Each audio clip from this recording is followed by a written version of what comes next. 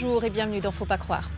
Depuis des mois, le monde orthodoxe retient son souffle en assistant au divorce du patriarcat de Constantinople et de celui de Moscou. La cause du litige, l'émancipation de leur fille, l'Église orthodoxe d'Ukraine, placée sous l'autorité du patriarcat de Moscou depuis 1686. Mais voilà qu'en décembre dernier, le patriarche Bartholomée de Constantinople a décidé d'accéder au désir de l'Église d'Ukraine en lui accordant l'indépendance. Résultat, un schisme entre Constantinople et Moscou.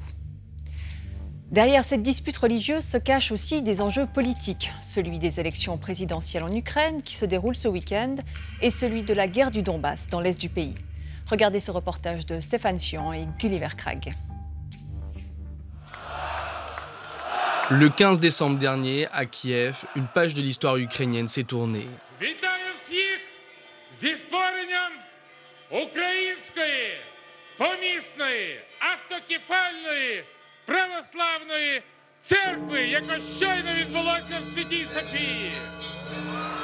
Le président Poroshenko est satisfait. Il vient d'obtenir la reconnaissance d'une église ukrainienne unifiée par le patriarcat œcuménique de Constantinople, la plus haute autorité du monde orthodoxe. Cette décision met fin à plus de 300 ans de domination du patriarcat de Moscou sur la vie religieuse du pays. Dans la foule, des militaires en uniforme rappellent que depuis 5 ans, l'Ukraine et la Russie s'affrontent dans le Donbass dans une guerre qui a fait plus de 13 000 morts. Après l'indépendance en 1991, 2 églises ukrainiennes s'étaient déjà soustraites à l'autorité de Moscou sans obtenir de reconnaissance officielle du monde orthodoxe. C'est pourquoi plus de 12 000 paroisses en Ukraine sont restées fidèles au patriarcat de Moscou. Le grand défi maintenant, convaincre ces dernières de rejoindre la nouvelle église nationale. Cap sur le village de Gumcha, au centre du pays. Sur le terrain, le mouvement de ralliement est lancé. Petro Poroshenko, en quête de réélection au printemps, en a fait un argument de campagne. Seulement, dans de nombreux villages, les prêtres du patriarcat de Moscou font de la résistance.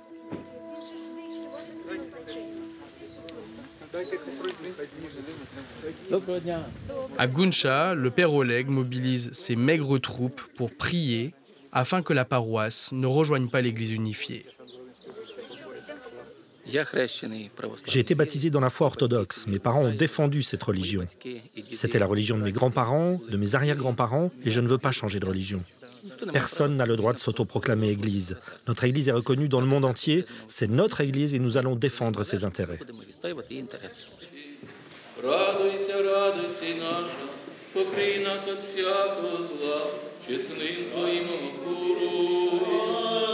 Vue de Gumcha, la guerre est lointaine, mais ici comme ailleurs, elle s'est infiltrée dans la vie religieuse. Le patriarcat de Moscou nie toute affiliation politique avec le Kremlin, mais ses prêtres tiennent parfois un discours ambigu au sujet de l'agression russe. Bien sûr, il y a des mercenaires qui se battent, mais est-ce qu'on sait vraiment que l'armée russe est là? Moi, je ne sais pas. Honnêtement, c'est très difficile de répondre. Pourtant, la participation de la Russie à la guerre ne fait aucun doute. Pour Kiev, la confusion des prêtres est la preuve que le patriarcat de Moscou fait de la propagande. Le gouvernement ukrainien a donc décidé que ce serait à des conseils de citoyens et non pas aux ecclésiastiques de décider du destin de leur église. À Gumcha, les habitants répondent présents.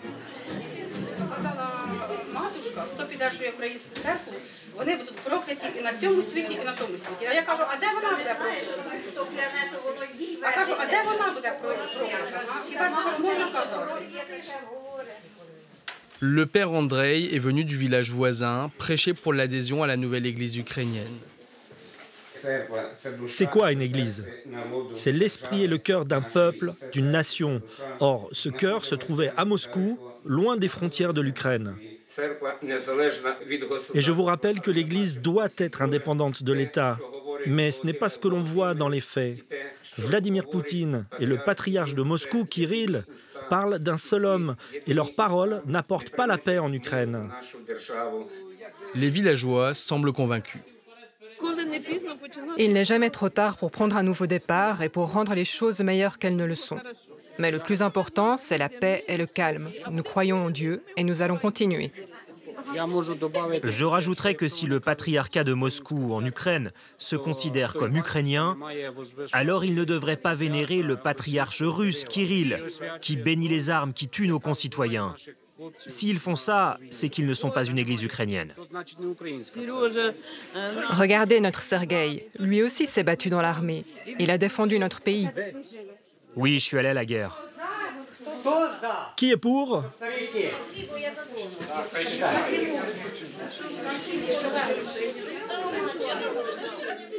Le résultat est unanime. Entre les murs de son église, le père d'Erkach accepte la nouvelle avec résignation. Je ne peux pas les juger. Le seul juge, c'est Dieu. Et Dieu a créé l'homme libre de ses choix.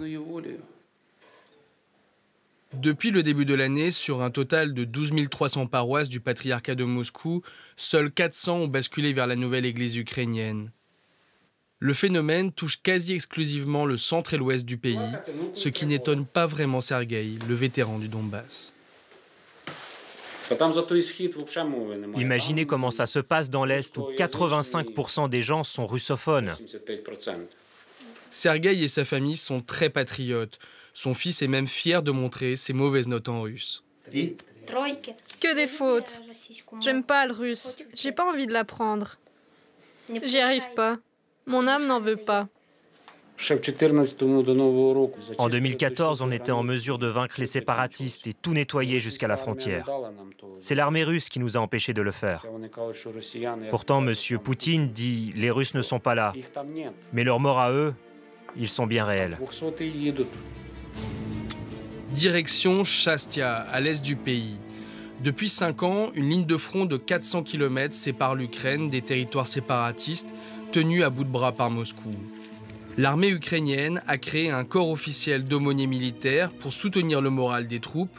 Tous sont affiliés à la nouvelle église unifiée. C'est dangereux ici. Faut faire attention, ça tire. Alors faut se protéger. Ce matin, le père Alexandre va à la rencontre des soldats à seulement 800 mètres des positions ennemies. J'emmène aussi un peu d'eau bénite pour asperger les gars. Vous savez, je suis moi-même originaire d'une ville occupée en ce moment, mais je préfère ne pas la nommer.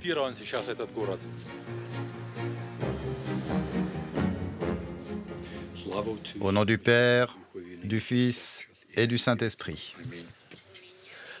J'ai pas trop de mots pour l'expliquer, mais je me sens soulagé après avoir parlé aux prêtres. Maintenant, nous avons notre propre église. On a notre pays, on a notre église. C'est bien comme ça.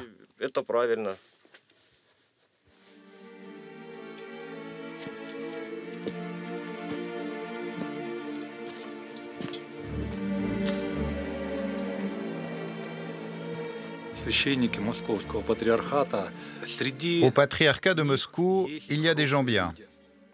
Il y a même des gens qui soutiennent l'armée. Mais c'est une exception.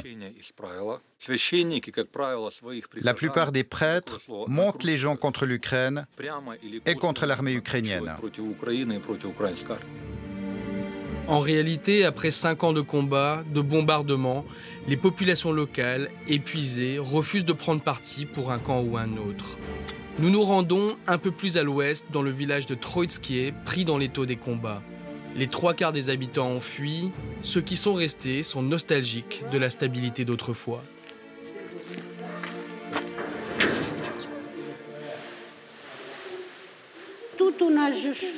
C'est ici qu'on faisait la messe avant. Il y avait tout. Maintenant, il y a des trous partout, de la glace. C'est devenu une vraie patinoire. À cause de ça, regardez.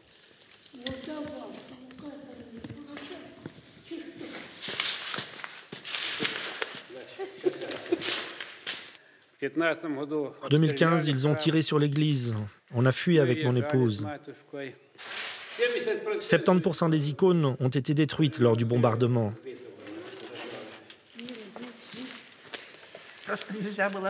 On ne pouvait même pas mettre le nez dehors.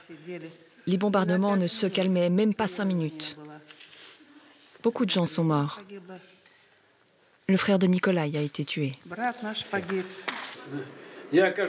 Alors j'ai dit, si on survit à ça, je me ferai prêtre. Le père Nikolai a choisi de se faire ordonner au sein du patriarcat de Moscou. Les transformations qui secouent le monde religieux ne semblent pas le concerner. Le président a dit, si vous voulez prier comme ça, alors priez comme ça. Le président n'a pas demandé au patriarcat de Moscou de disparaître. Alors on va continuer de prier comme si de rien n'était.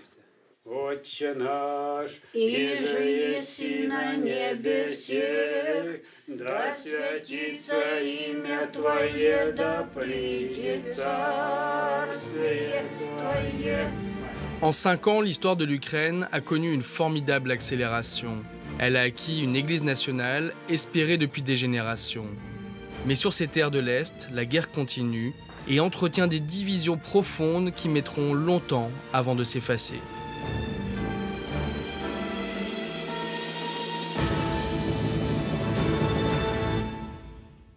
Bonjour Stéphane Sion. Bonjour. Vous êtes l'un des auteurs de ce reportage, vous êtes correspondant en Ukraine pour de nombreux médias et notamment pour le journal Le Temps. Est-ce que c'était un sujet compliqué à réaliser dans le sens, est-ce que les gens ont eu du mal à vous parler? On sent qu'il y a des tensions sur place. Est-ce que c'est un sujet sensible sur lequel les Ukrainiens rechignent à s'exprimer ou pas? Alors ça n'a pas été un sujet compliqué à monter dans le sens où ça fait 5 ans que je couvre l'Ukraine et notamment la guerre à l'est de l'Ukraine. Maintenant, de parler de ces questions qui relèvent de l'intime, de la croyance, a été plus compliqué à l'est de l'Ukraine, notamment dans le Donbass, parce que c'est une région qui connaît la guerre depuis 4 ans, une opposition extrêmement forte entre, d'un côté, l'armée de Kiev et de l'autre côté, les séparatistes. Et on sent une réticence, de nombreuses personnes à prendre une position très forte, que ce soit vers Kiev, envers la nouvelle église ukrainienne unifiée, ou bien une position pro-russe extrêmement forte, parce qu'on ne sait pas de quoi va être fait l'avenir, on ne sait pas dans 5 ans, dans 10 ans, est-ce que ces terres seront réintégrées au sein de l'État ukrainien, ou bien est-ce qu'elles resteront des terres un petit peu de non-droit, une zone quelque part entre l'Ukraine et la Russie. Donc les gens ont quand même du mal à donner de la franchise dans les réponses aux questions qu'on leur pose.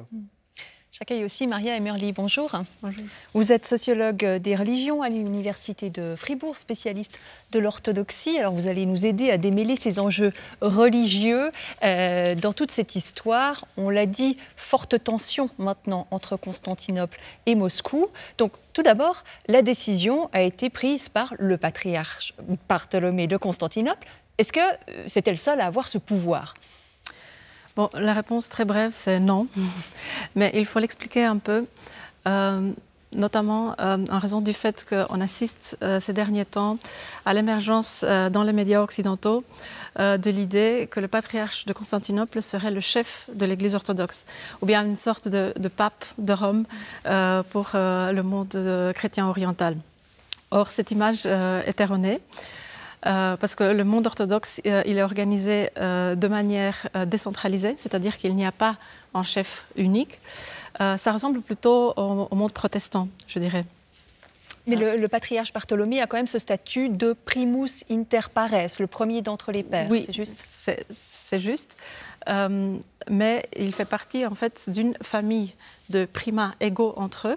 Donc les églises orthodoxes sont une famille d'églises indépendantes, locales, souvent nationales, qui ont à leur tête un primat qui a droit de juridiction uniquement sur son territoire donné. Et donc les décisions se prennent à l'interne et un primat ne peut pas intervenir dans les affaires d'une autre église locale. Et les décisions qui concernent le monde orthodoxe plus large se font par l'assemblée de ces primats, qui sont égaux entre eux, et qui décident par consensus. Et dans cette configuration de primats égaux entre eux, le patriarche de Constantinople a une primauté d'honneur. Mais donc, en quelque sorte, la décision de Constantinople, pour l'instant, elle n'est pas vraiment valable tant que les autres églises ne se sont pas exprimées. On peut dire ça comme ça?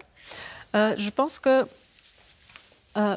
on pourrait dire que toujours, justement, parce que les décisions se prennent par consensus, elles doivent être validées par l'assemblée des primats et par chacune des églises autocéphales.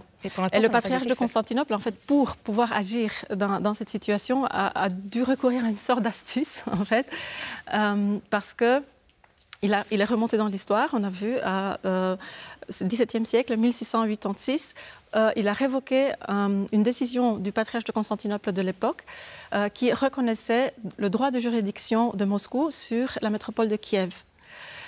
Et le patriarche Bartholomé a jugé que cette décision a été faite dans des conditions douteuses. Et c'est pour cela qu'il a décidé de la révoquer. Et donc, ainsi, il a pu se réapproprier l'Ukraine, la faire venir dans son territoire et donc prononcer une décision quant à la situation de ces églises dites schismatiques. Donc il a en quelque sorte réclamé son droit de paternité sur l'église d'Ukraine, en quelque sorte, on peut dire ça comme ça. On pourrait dire ça comme ça. En fait, l'Ukraine avait historiquement été liée et culturellement avec Moscou. Elle était seulement techniquement sous la juridiction de Constantinople. D'ailleurs, l'Ukraine est un lieu très important du point de vue religieux pour l'église de Moscou, pour le patriarcat de Moscou. Stéphane Sion. Oui, tout à fait. Kiev est une ville qui a un statut à part dans cette Europe centrale et orientale. C'est une ville qui est vieille de plus de 1000 ans, qui a été créée plusieurs siècles avant Moscou. Et en fait, c'est une ville qui, sans vouloir comparer ce qui n'est pas comparable, a quelque chose à voir avec une Jérusalem du monde orthodoxe, dans le sens où c'est une ville qui est revendiquée par deux nations issus de la même branche, qui sont la nation ukrainienne et la nation russe. Au Xe siècle, le grand prince de Kiev, Volodymyr, a été baptisé. Il a donné naissance à la civilisation slave orthodoxe. Et les deux nations, ukrainiennes et russes, plongent leurs racines historiques dans le baptême du prince Volodymyr au Xe siècle. Et d'ailleurs, un des premiers gestes de Vladimir Poutine lorsque la guerre a éclaté entre l'Ukraine et la Russie, ça a été de construire à Moscou une statue géante du prince Volodymyr, qui est un prince de Kiev. Il s'agissait bien pour les dirigeants du Kremlin de montrer que la Russie a une prééminence sur ces territoires ukrainiens. Donc on est véritablement sur un conflit de légitimité qui est à la fois de l'historique, du religieux et de l'identitaire. Et on l'a vu, alors l'aspiration à avoir une église indépendante, elle date de plusieurs générations, vous le disiez dans le reportage. Il y a déjà eu ces deux églises qui se sont séparées de Moscou, qui n'avaient pas de reconnaissance officielle. Est-ce que ça participe véritablement d'une aspiration de la création d'un État-nation avec son Église, son État, un peuple, une langue, une foi ? Oui, tout à fait. Et c'est un événement, ce qui s'est passé ces dernières semaines est considéré par de nombreux observateurs en Ukraine comme la véritable indépendance ukrainienne, même un geste plus important que l'indépendance politique en 1991. La particularité de l'Ukraine dans les nations d'Europe centrale et orientale, c'est que c'est une très vieille nation qui plonge ses racines au Moyen-Âge, mais qui a eu une histoire extrêmement tourmentée au XXe siècle et qui n'a quasiment jamais connu d'existence étatique. L'Ukraine a été indépendante entre 1918 et 1920, avec également une tentative à l'époque de création d'une église nationale orthodoxe. Et puis ensuite, elle a attendu 70 ans avant de retrouver une indépendance en 1991. Et ce qui est en train de se passer depuis 25 ans, c'est la création d'un État qui a eu lieu en 1991, mais après un processus de consolidation nationale après 7 décennies de domination soviétique et russe. Et ce qu'on voit actuellement, c'est une sorte d'alignement des planètes où la société ukrainienne devient suffisamment mûre pour avoir un État-nation et une église qui lui correspond. En tout cas, c'est une aspiration qui est partagée par une majorité de la population, mais c'est un processus qui a été accéléré par la guerre avec la Russie et qui ne va pas sans créer ces frictions et ces tensions que l'on voit dans le sujet. D'ailleurs, ça peut paraître surprenant vu d'Europe de l'Ouest, c'est le président Porochenko qui a fait la demande auprès du patriarcat de Constantinople d'obtenir l'indépendance pour l'Église d'Ukraine. Ce n'est pas venu dans la filière, c'est pas passé par la filière religieuse, c'est passé par le politique. Vous me disiez en préparant cette émission, Maria Emerli, pour le monde orthodoxe, c'est pas si étonnant que ça. Oui, c'est pas si étonnant que ça, parce qu'on peut voir le politique et le religieux se côtoyer, collaborer ou s'influencer mutuellement tout le long de l'histoire des pays orthodoxes. On peut le voir un peu plus clairement peut-être à partir du 19e siècle, avec le mouvement nationaliste en Europe de l'Est et la création des États-nations, où justement l'émergence d'un État national va de pair avec l'indépendance ecclésiastique. Un État national, il a besoin d'être soutenu par une Église nationale. Oui, mais finalement, pour les personnes qui fréquentent l'une ou l'autre Église aujourd'hui, en Ukraine, qu'elle soit du patriarcat de Moscou ou de celui de Kiev, qu'est-ce que ça change? Est-ce que théologiquement, liturgiquement, ces deux Églises sont différentes? Alors, théologiquement, appartenir à une église canonique ou appartenir à une église qui n'est pas reconnue, ça change tout. Donc, c'est un grand enjeu pour les théologiens. Par contre, du point de vue sociologique, étant donné que les croyances, les pratiques, la liturgie restent les mêmes, pour le commun des mortels, ça ne change rien du tout. Et d'ailleurs, on le voit aussi dans les sondages. Avant 2018, les enquêtes montrent une indifférence des Ukrainiens par rapport au rattachement juridictionnel. Vous confirmez, Stéphane? Alors je confirme. Après, il y a une particularité à l'Ukraine et à la Russie, qu'au final, ce sont des pays relativement déchristianisés. Si on demande aux Ukrainiens s'ils croient en Dieu, il y a seulement 30% des Ukrainiens qui croient en Dieu. C'est 25% en Russie. À titre de comparaison, c'est 11% en Suisse. Mais on est loin de pays de personnes rattachées... De personnes qui croient en Dieu. Qui croient en Dieu. En Suisse, je crois que c'est un peu plus, mais en tout cas rattachées à une église, peut-être. Mais en tout cas, on est loin de la Roumanie et de la Géorgie, par exemple, qui sont des pays où il y a 70% ou 80% des gens qui s'estiment religieux. Maintenant, c'est une question qui, il y a 5 ans, intéressait relativement peu de monde, parce qu'il n'y avait pas de débat politique autour de ça. Je confirme également que les Ukrainiens étaient globalement attachés au patriarcat de Moscou parce que c'était l'église canonique, alors que le patriarcat de Kiev n'était reconnu comme leur église que par 15% de la population. Mais la révolution de Maïdan et surtout la guerre à l'est de l'Ukraine ont provoqué une véritable accélération du temps. Et beaucoup d'Ukrainiens maintenant refusent d'avoir un lien, que ce soit politique ou religieux, avec la Russie, qui est considérée comme le pays agresseur. Et du coup, les sondages d'opinion le montrent, la proportion de gens qui se reconnaissent dans le patriarcat de Kiev, devenu Église ukrainienne unifiée, et de Moscou, c'est littéralement inversé en l'espace de 5 ans. Si on revient à l'image globale, et on parlait d'un schisme entre Constantinople et Moscou, concrètement, ça veut dire quoi? Il se matérialise par quoi, ce schisme? Plus d'intercommunion, c'est quoi concrètement pour les simples croyants? Bon, ce n'est pas encore un schisme. Oui, disons, c'est une tension très forte. D'accord. Mais Moscou a réagi à cette décision du patriarcat de Constantinople en coupant la communion avec Constantinople, et ils l'ont imposé non seulement au clergé, mais aussi aux fidèles, ce qui est assez particulier. Concrètement, oui, ça veut dire impossibilité de communion. Ça veut dire sur le terrain que les personnes les paroisses, les communautés qui doivent faire un choix de juridiction, ils sont pris actuellement dans des conflits quant au transfert de la propriété des lieux de culte aussi, à quelle juridiction ils vont appartenir. Donc il y a de fortes tensions. Et je pense qu'une partie de la population qui doit être particulièrement déchirée sont les Ukrainiens russophones, comme vous avez dit, à l'est du pays, qui se définissent ethniquement comme ukrainiens, mais qui parlent la langue de ce qui est devenu aujourd'hui l'agresseur, l'ennemi et l'oppresseur. Donc, d'où la difficulté de se situer. Oui. Et il faut véritablement, vous le dites, choisir un camp. Et c'est ça face à quoi sont mis les personnes aujourd'hui. Bon, l'Ukraine, elle a une histoire de mobilité interconfessionnelle qui s'est déroulée de manière assez non problématique. Mais actuellement, en fait, comme vous avez dit, les choses se sont précipitées et les gens sont mis devant un choix et affirmer affirmer leur loyauté, soit envers une entité ecclésiastique qu'on croit qu'elle incarne l'identité nationale, soit envers une entité qui est associée plutôt à l'ennemi. Oui, je suis d'accord avec la petite nuance que le facteur linguistique ne joue pas un rôle aussi important que ça. Il y a souvent une vision de l'Ukraine divisée entre un ouest ukrainophone et qui supporte le mouvement pro-européen et l'est russophone qui soutiendrait la Russie.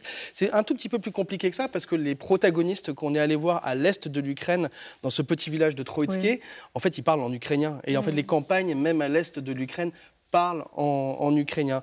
Donc le facteur linguistique est moins important. Par contre, je suis tout à fait d'accord sur les tensions qui sont liées à la politique et à la demande qui est faite aux Ukrainiens de se positionner dans un temps très court. Alors le temps a connu une accélération très forte et je souligne également que c'est une initiative politique du président Petro Poroshenko qui a voulu rester dans l'histoire ukrainienne comme l'homme politique qui rendrait son indépendance à l'Église ukrainienne.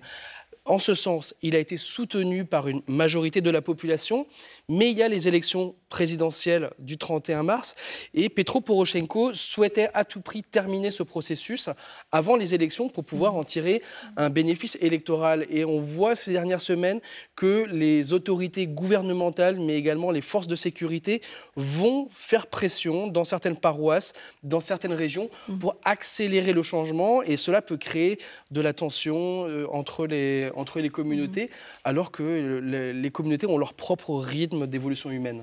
Concrètement, vous pensez que ça peut durcir les positions, durcir les fronts dans cette zone de guerre, dans le Donbass ?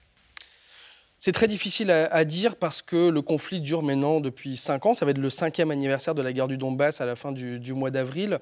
Depuis 2-3 ans, les positions sont relativement figées sur le front du Donbass. Il n'y a pas d'évolution dans un sens comme de l'autre. Maintenant, il va falloir attendre de savoir qui va être le président ukrainien à la fin du mois d'avril, entre Petro Poroshenko, Yulia Tymoshenko ou bien l'outsider Volodymyr Zelensky.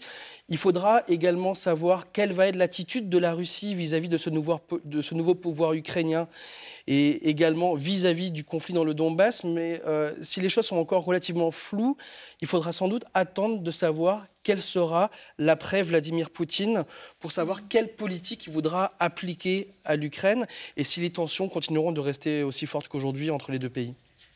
On le voit alors, l'unité qui est quand même voulue dans cette démarche d'avoir une église ukrainienne unifiée, elle est encore loin d'être atteinte. Maria Emmerli, est-ce que vous avez l'impression que d'un point de vue religieux, là aussi, ça risque d'aggraver les tensions plutôt que de créer une unité au sein de l'Ukraine orthodoxe? Bon, pour l'instant, cette décision a révélé et a confirmé et a approfondi, je trouve, les divisions. Et non seulement en Ukraine, mais dans tout le monde orthodoxe. Et je pense que ce qui se passe en Ukraine va affecter aussi le monde orthodoxe plus large et inversement. Donc, on attend les développements et pour voir vers quoi l'avenir se dirige, pour pouvoir dire plus précisément. C'est difficile de faire des projections. C'est difficile de faire des projections dans des situations de tension. Oui. Merci beaucoup, merci d'avoir participé à cette émission. Et si vous souhaitez y réagir, vous pouvez nous écrire à l'adresse fautspascroire@rts.ch ou alors poster un message sur notre page Facebook.